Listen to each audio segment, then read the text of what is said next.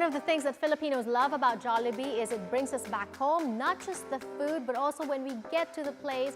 There are different Jollibee stores all over the US now, including Canada. It makes us feel like we are at home, right? I'm sure you will agree with me on that. Speaking of being at home, talking about Filipino culture, you know, one of the reasons why I like being here in Los Angeles is Center Theatre Group. They're currently having their block party featuring 3 plays. One of those is our very own Filipino play. I'm owning it because it talks about Aswang. It's a play called Bloodletting, written by Filipino playwright Boni Alvarez. And here he is continuing our conversation of the story behind the story in Solo Home. Another topic that you like to talk about, sibling rivalry, that's very common in some of your. Is that how close is that to your experiences? It's pretty close. I definitely draw from real life.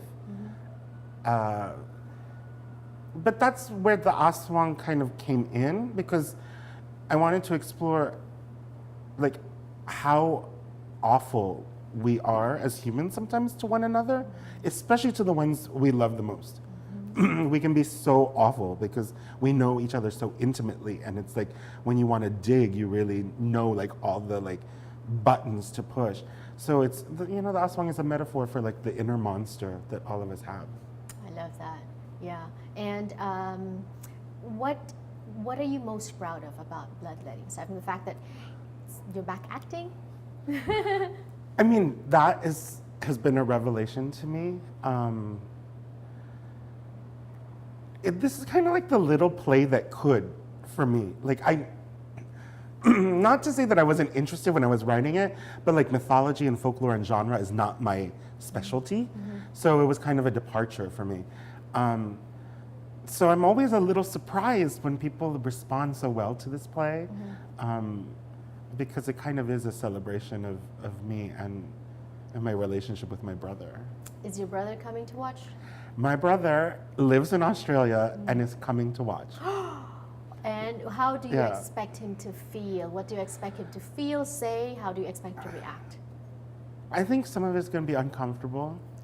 Some of it's uncomfortable for me, you know, but because it's sourced from a real place. So, yeah. But it is a celebration. It is, yes. What do you hope people will come away with after watching the play?